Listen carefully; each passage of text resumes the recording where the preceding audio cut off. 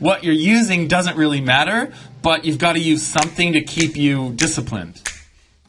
Two traders, Darren and Walter, pull back the curtain on profitable trading systems, consistent money management, and profitable psychological triggers. Welcome to the Two Traders Podcast. In this episode of the Two Traders Podcast, Darren and Walter explore why busy traders may not be more profitable. We also look at the trading trap, otherwise known as the weekly goal. You'll see how to know when your emotions will start to affect your trading. We explore behavioral analysis, the new paradigm in trading, and how one group is doing technical analysis on the trader rather than the markets. You'll see why the reward to risk ratio can create luck for you. And Darren and Walter create a one-sentence trading system, a very simple and powerful way to find and exploit inefficiencies in the market. Should you use trading targets? Walter and Darren differ in their approach. Darren's changing relationship with the weekend as a trader. You'll see how psychological pressures change as you advance as a trader. We explore where the giant leaps are made for traders, and it's probably not where you think it is. And finally, we look at how trading presents your warts and what this means for you and your trading. All of this and more in this episode of the Two Traders Podcast. Well, welcome back, Darren. So how are things in your world today? Really good, actually. I've had a really good couple of weeks. My trading's good. I'm feeling positive. Yeah, it's been going really well. Excellent. Yeah, I'm feeling pretty good. Had a bit of a holiday and I'm back now and sort of gearing up for an increase in the family size. So we're going to have another kid in the next week or two. So yeah, I'm feeling pretty good and kind of excited about just, I don't know, it's this feeling you get because it's springtime over here in Australia, and this feeling that you get where everyone's sort of gearing up for summer, you know, they kind of know it's around the corner and people are starting to filter into the beach where I live, so it's, you know, the energy levels kind of building and there's a lot of anticipation. I really like this time of year. So yeah, it's been going really well, and I was able to take a couple of trades while I was on holiday. I'm still kind of waiting to see how those unfold because they're weekly chart trades, so that'll be a while. But and there are a couple of other ones that are setting up on the chart, so I'm feeling pretty good at the moment. Yeah. Yeah, that's the beauty with your longer term trading. It doesn't take over your whole day, does it? I mean, you only need to give it a small part of your day, you know. Yeah, and I think you have to fight that feeling because I think a lot of people, especially if they're used to having a job, and you know, when you're at a job, that they kind of, it's usually some sort of thing where they trade your time for money, or you're trading some sort of end product like reporter or something for money. So you feel like you need to be doing something. I think a lot of traders, when they make the leap into full-time trading, they probably overtrade because they feel like they should be doing something. So they sit down at the charts and they think, okay, well, what should I be doing right now? Where's the trade? And I don't really think, for me, that's not the best way to find the best trade. It's almost easier to let it come to you and just see, okay, well, wow, this looks so good, I've got to take this one, rather than sitting down and trying to fish something out of the charts. Yeah, I think that's one of the hardest things that we, when we're trading, have to deal with. Because we kind of, you know, everyone's kind of in a rush, and not necessarily in a rush to make money, but in a rush just to be sure they're doing the right thing. And we kind of need that constant reassurance. And it seems to be exaggerated massively in trading. We just need to know that we're doing it right. We find it very easy, like you say, to just kind of be relaxed about it and let it come to you and accept your sort of way of trading. It doesn't necessarily have to be perfect. It doesn't have to be the answer. And people really want those kind of specifics and guarantees. The way they're doing it is right, and that's a really hard thing for people to get over. You know, I have to work constantly. Oh yeah, absolutely. I mean, I've had a few losers recently over the last couple months, and it's not a nice feeling, but the danger is that you fall back into that pattern of changing things up and finding reasons to adjust your system or whatever. So that's the thing that I try and fight. But this idea of being busy and doing something, you can put a lot of pressure on yourself, especially when you say, okay, well, I've got to make X% per week so that I can make the same amount of money I made in my job. And that's why I think you should really have kind of a little savings that you can use for 6, 9, 12 months to live on, so you don't have that pressure to sit down and trade every day and bang out some money. I just think it's just not conducive to long-term success. No, well, you need to. I've been quite active with my trading recently. Do maybe about 20 trades a week, which doesn't sound a lot, but I'm monitoring the charts from London Open, Frankfurt Open, and really up, close to New York close.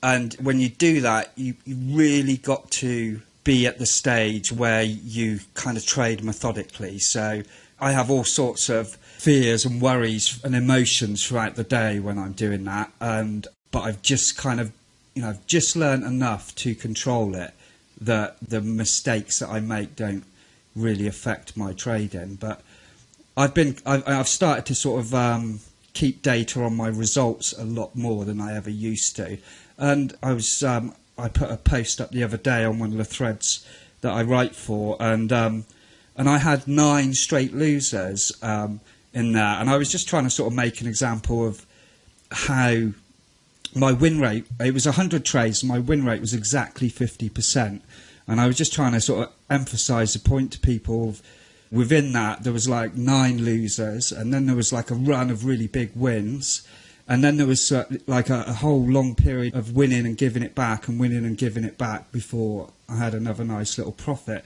thing. And all those, you can kind of look at the chart of your results there, and you can you can kind of pinpoint these places where you're going to be really affected by your emotions, and that's kind of happening all the time. You've got to know that that's kind of coming around the corner, and teach yourself to deal with those things.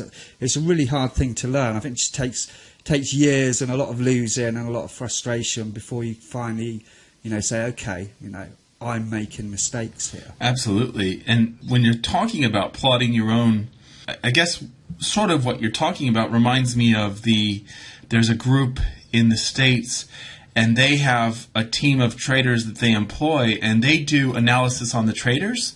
So the traders don't know how much risk they're taking on any given trade. So the way the platform is set up is they just enter their trade in there, and dynamically the position size adjusts, and it adjusts based on what you've just spoken about. So what they know is that typically when the trader has a strong, when they do really well and they've got this great win streak, that they get a little bit overconfident, and then they're much more likely to start making poor decisions.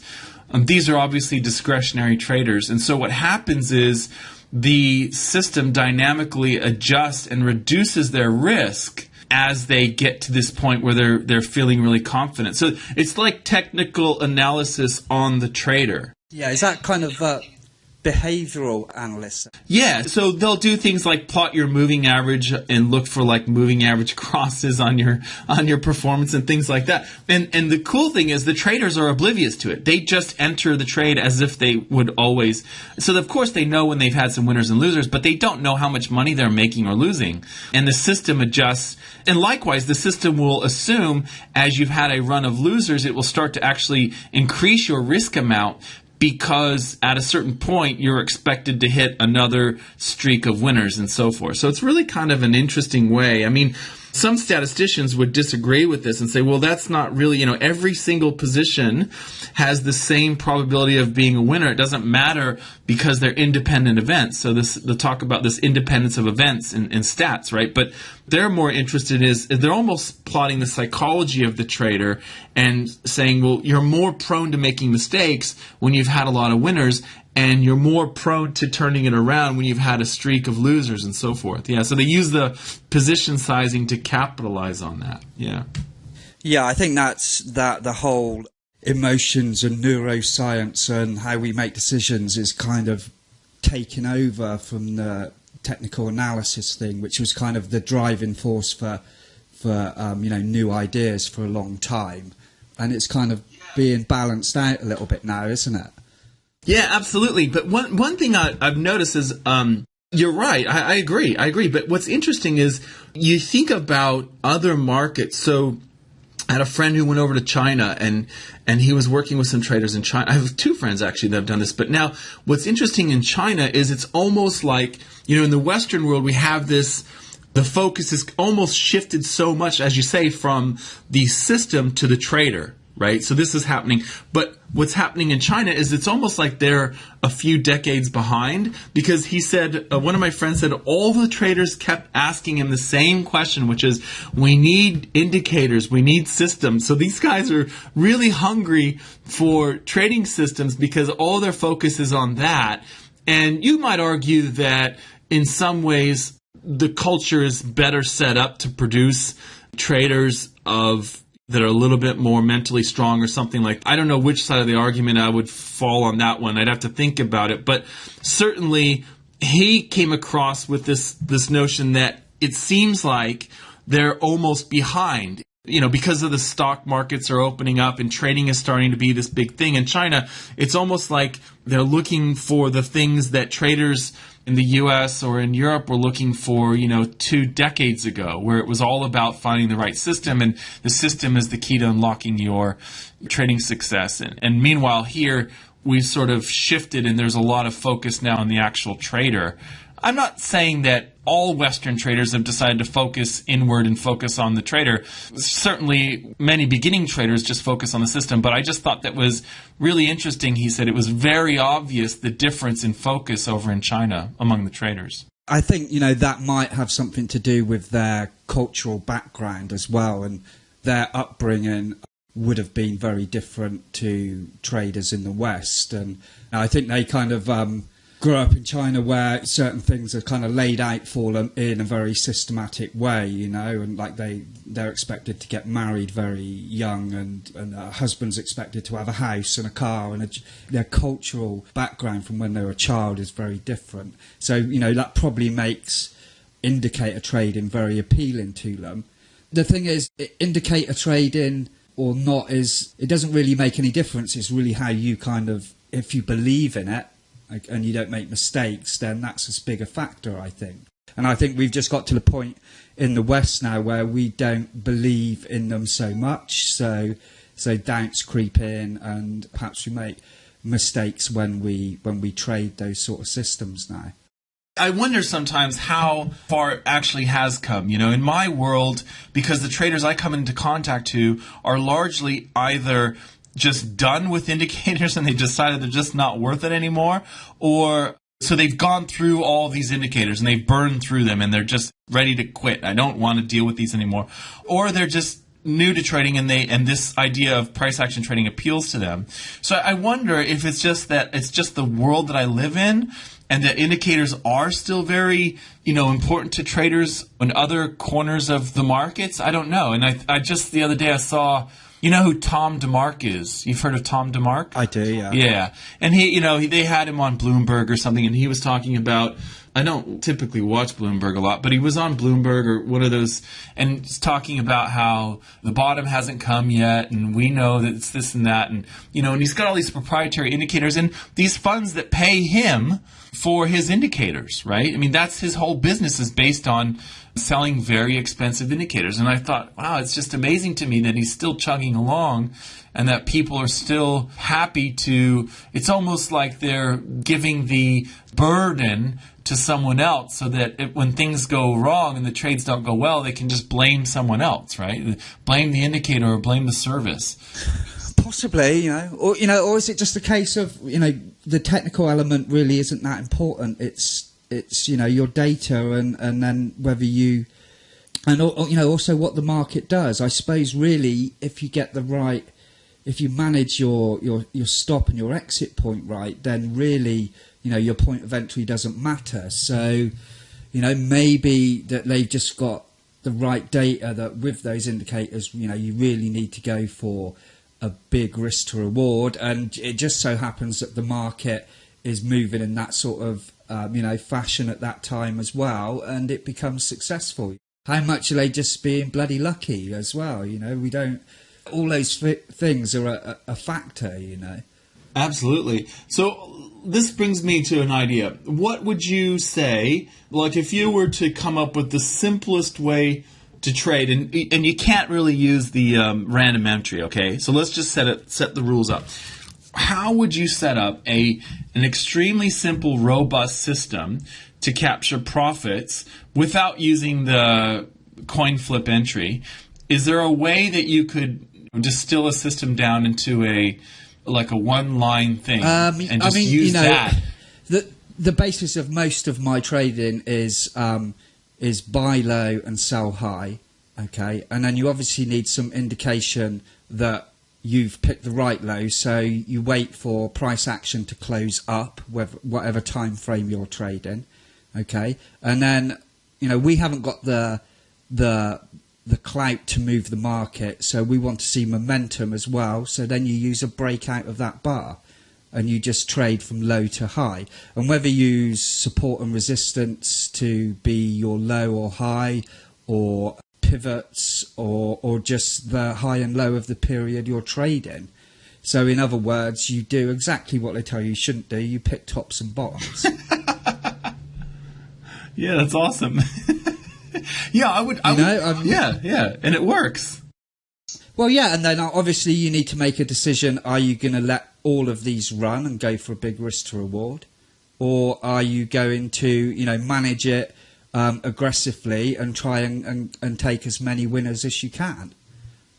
And just have a small risk to reward. Yeah, exactly. You need to decide which camp you're in. I would say I would do a very similar thing. What I would do is I would say, look, you just need to find the cycle in the market, okay? So that might be as simple as putting the line chart on your chart and looking at the weekly or monthly chart, right?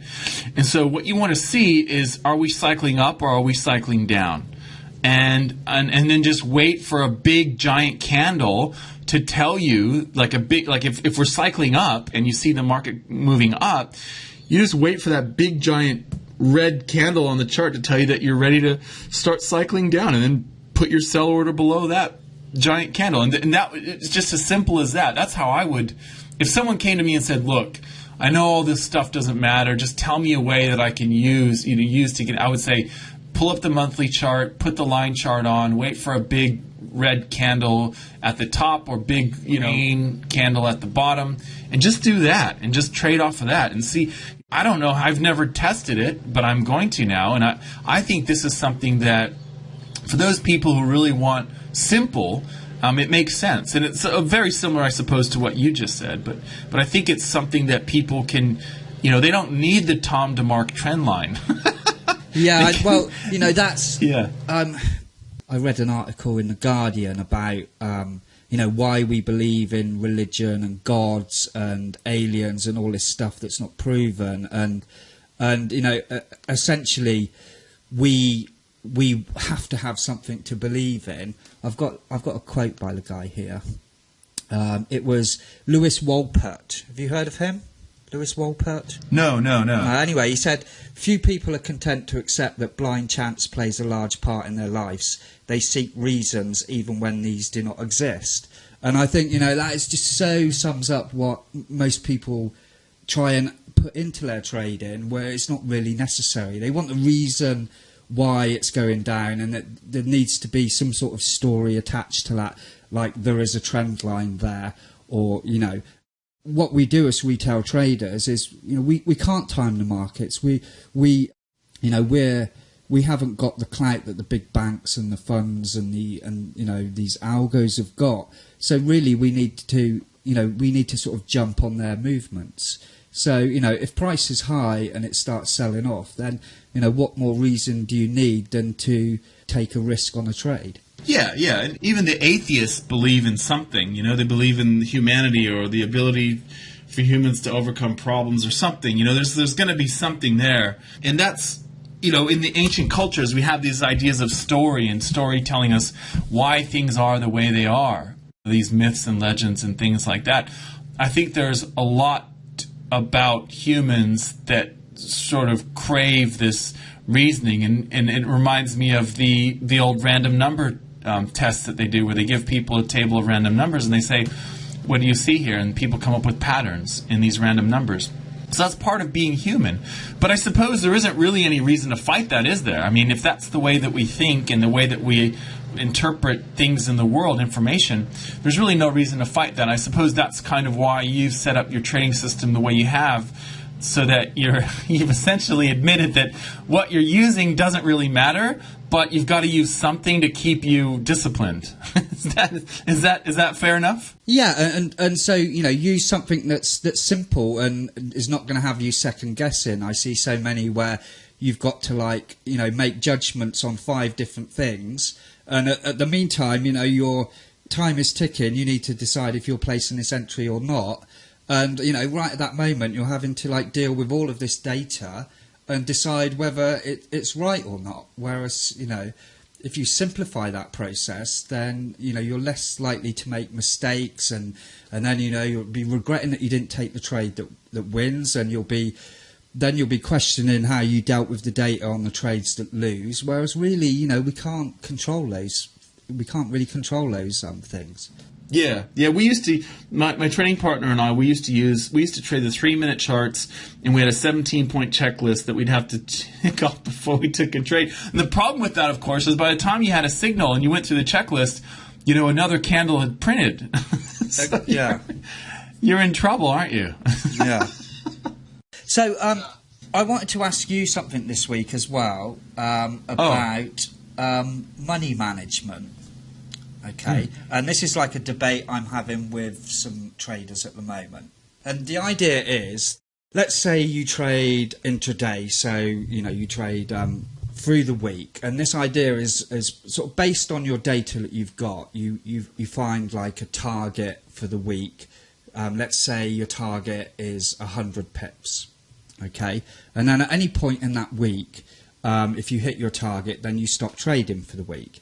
And the idea being is that based on your data, you nearly always hit this target, okay? But obviously there'll be some weeks that you hit it and would have continued trading, and that would end up as a losing week.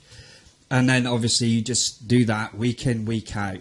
It's obviously got to be a target that you consistently hit, and then you just slowly grow your account and you compound your money, and that's how you make your money. And the opinions kind of split on this. I'm in favour of it. I think it's a good idea. Obviously, your data needs to be good, but that goes for anything really. And yeah, I'm just interested in your opinion. What do you think about it? Yeah, that's interesting. I think in theory it sounds good, but in practice it usually is difficult to implement. And I think that so what you're saying is that the trader sets a focus on essentially on returns, right? So there's a set percentage of returns that the trader's looking for each week, and once you've achieved that, it's okay, job well done. Let's close her down for the week and live to fight another week, right? Essentially. Yeah, and going beyond that, when you're trading intraday, it means that you have long breaks in between, so you can still trade short time frames that require you to be at the charts, but if you hit your target Wednesday, then you have Thursday and Friday off. If you hit target Monday, then you have the rest of the week off. And you work on being consistent instead. Yeah, I suggest, for traders who trade like this, I suggest a different approach. What I suggest is instead of setting the target based on percentage return or pips or whatever, I think that you should have a set number of bullets in your gun. So it's kind of the same thing, but it's not performance based. It's actually trade based. So what happens is you hold on to these trades because you have X number of trades per day, X number of trades per week, and once you shoot all your bullets, that's it, you're done for the week. So what that means is you might end up with the situation that you talked about where you might actually achieve your goal on Wednesday, but you still have a few more bullets. So if you want to take them, if you got a couple more bullets for Thursday and Friday, you might use those on Thursday and Friday if you want. But once you use them, and let's say they're both losers, you're done. You can't take any more for the week and you're off.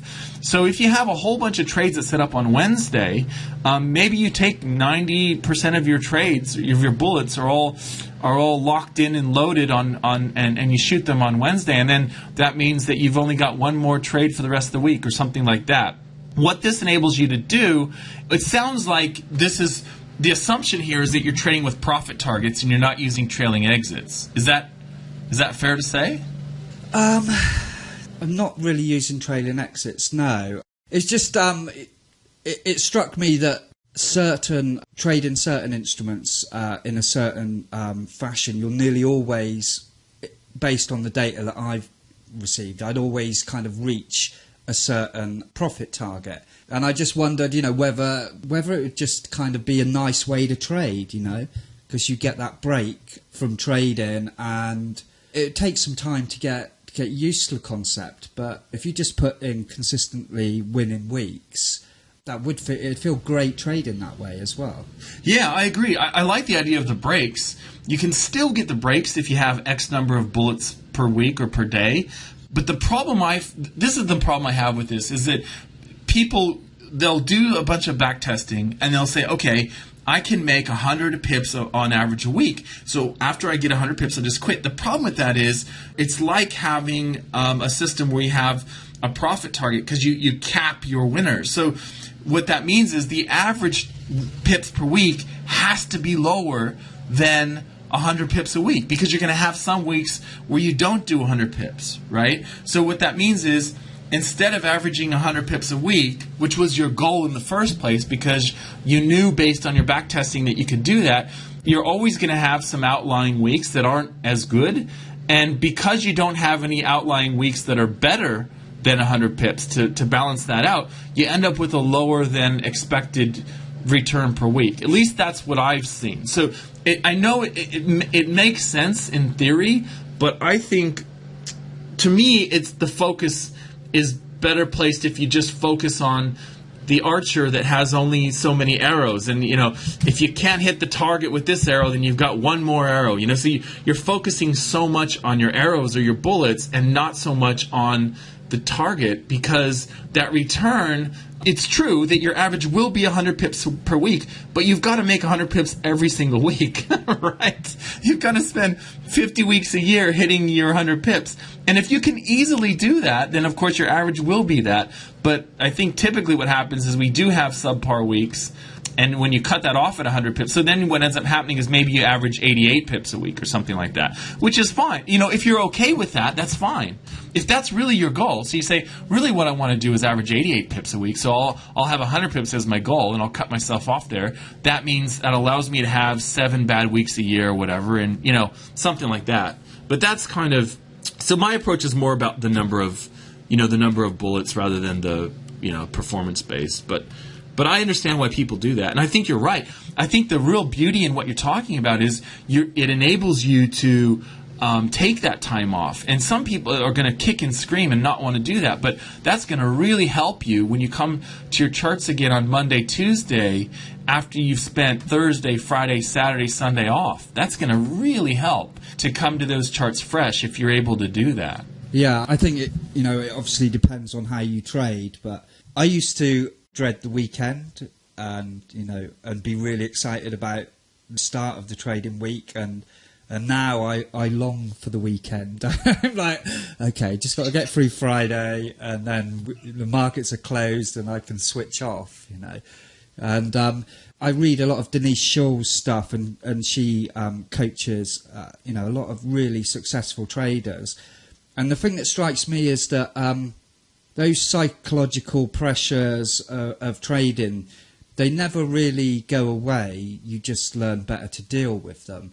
And it's quite surprising how many, when she recounts stories of traders coming to them, how, so many people can be really, really successful for a long time and just have a bad period and it really affect them, So, my main sort of thought with this is, how can you, and with my trading strategy at the moment, how can you reduce those pressures as much as possible and still trade consistently? Because I think that's important. Oh, I think you've nailed it. I mean, that's what you've just said here. For those people that missed it, this is really the key here. What you're talking about. So the reason why when you first start trading that you can't wait to get through the weekend and get to the beginning of the week is because there really is some sort of mystery in what you're doing. When you first start trading, it's kind of like playing roulette. You never know what's going to happen, right? Now, as you become more seasoned as a trader and you've seen a lot of things happen, you've gone through market cycles in many different systems, what happens is it gets kind of boring, and it is kind of like work. It's not as exciting as it was when you first started trading and you read every trading book there was and you couldn't wait to quit your job. That sort of thing happens. But now you get to this state where, as you're saying, with the trading coaches, they realize this. They recognize that the real gains in trading are made when you start managing yourself. And everything becomes about managing yourself, including your expectations, your limitations, your subliminal blocks, all of these things that are really determining what you do every day, including your trading, these become the focus, right? And so the really special traders recognize that the gains are going to be made in removing the blocks and creating more flow and becoming more, how do you say it, just sort of, the best way to explain it is, I was talking to a trader once, and he, I didn't realize that at the time, but he was in an absolute horrendous drawdown, okay? And speaking to him, I had no clue, and I didn't even know until later that what he was going through was essentially the worst drawdown of his life, right? And this was happening, but, speaking to him, I wouldn't have had any idea that that was the case. In fact, I would have thought that he was doing quite well that month and that year, but he wasn't. And so that's kind of the goal, I guess, is to get to the point where you sort of let the numbers go. As the casino lets people come in and take money out, they know that in the long run, they're going to make money. And so you need to get to this point as a trader where you're managing your emotions, you're managing your expectations, and you're really kind of setting up the psychological environment so that your emotions work with your trading rather than against it. My strong belief is that every single trader out there will eventually, if they play the game long enough, they'll get to that point where this is the real focus of their trading. It's almost like it has nothing to do with your trading system because it has everything to do with you and how you implement your system. And I think that the coaches, like you say, like Denise and those coaches out there that deal with traders, that's really what their focus is on, is giving the traders tools and strategies and ways of approaching this so that they don't get in the way of their own success and they don't block themselves from achieving what's possible. So that's my approach, and that's kind of how I try and think of this. Is it's really now less a game about setting up the perfect system and more about improving the way that I trade the system. So it's more about improving me and removing my blocks and the things that are holding me back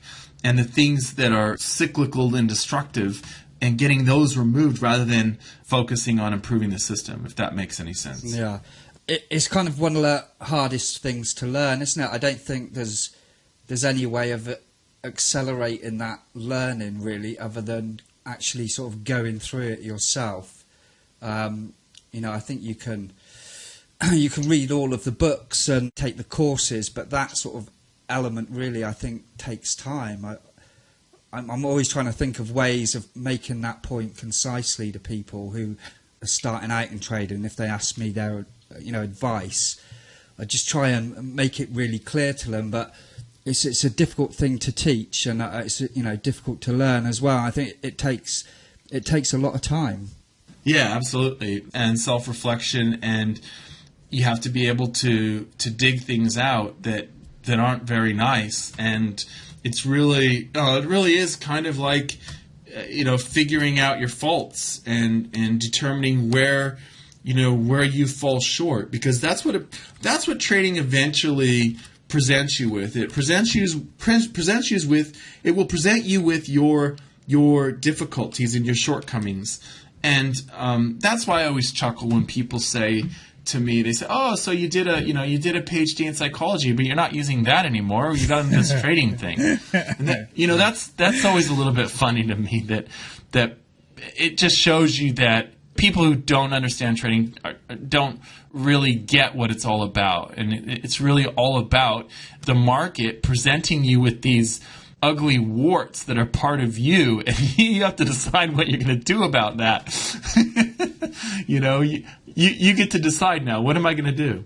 I think before I started trading, I was pretty much perfect, and now I realise how wrong I was.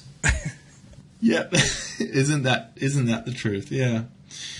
Well, so is there anything else you want to add to this? I think that we've kind of come full circle here. Back into, really what it comes down to is it's really about you and not the system.